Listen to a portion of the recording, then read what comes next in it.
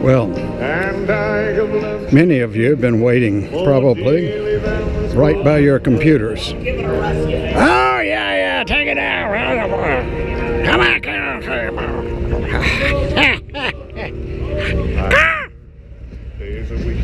These old boys don't know their leader when they see him. No, actually, I know that many of you were waiting by your computers, hoping that you would see another chapter to Killing Slomo tonight. Well, you will, and there it is.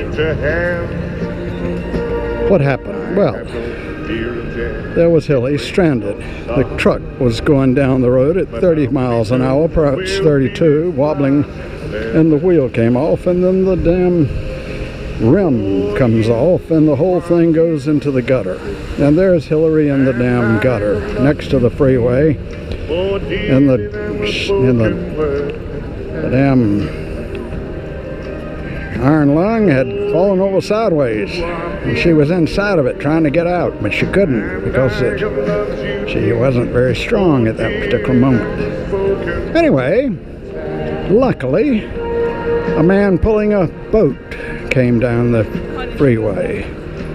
A fishing boat, a wooden outboard motor, and he was pulling it with a small Volkswagen van, a very old one. He pulled over and said, "Can I help you?" Ah, he was English. "Well, of course you can, my English friend. I can tell you from the other side, but we are simple Americans here in our own country, and if you be from England, you could help us." "Oh, I say, old chap, I'd be very happy to." "Well, why don't you put the old bag in the..." He motioned to Hillary, "Put the old bag in the back of the boat."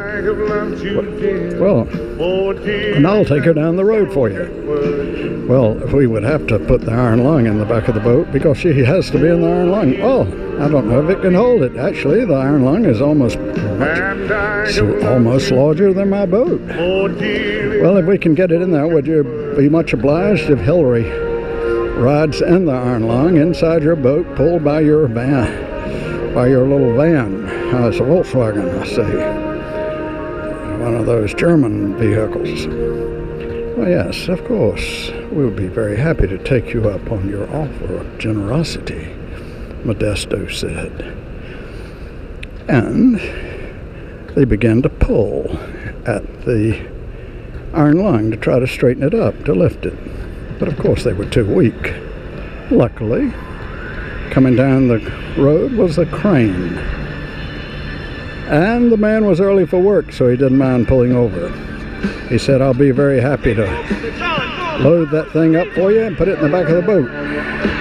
But I must tell you, I'm very much for Trump. And I know if they've got him down there in the cellar that they won't be able to keep him there long. Oh, we have a habeas corpus sort of situation here. The globalists haven't overrun everything already, have they?" Modesto said, "Think again, you little man. You will be a communist peasant, but for right now, you can use your crane to lift the bag, lady, in the iron lung and drop it into the back of this man's boat." And he so did it. It only took about 20 minutes. Hillary stayed in the iron lung the whole time, cursing Slomo under her breath, saying things like, "Slomo should die. Black Lives Matter should tear him to pieces. He has to be a bigot. He's so deplorable. He's a hateful person.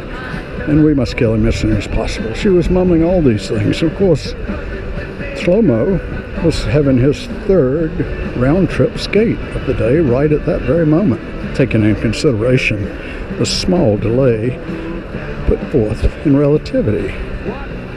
The Slomo was at some distance, so simultaneity was a problem of relativity in physics.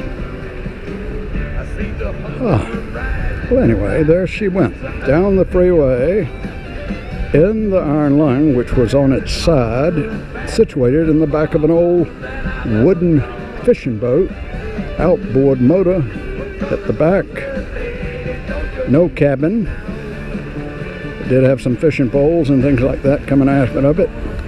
being pulled by this very small, very old Volkswagen van, the old type, hippie van. And everybody was inside, luckily. There were plenty of seats for Modesto and all the rest of his little gang of friends.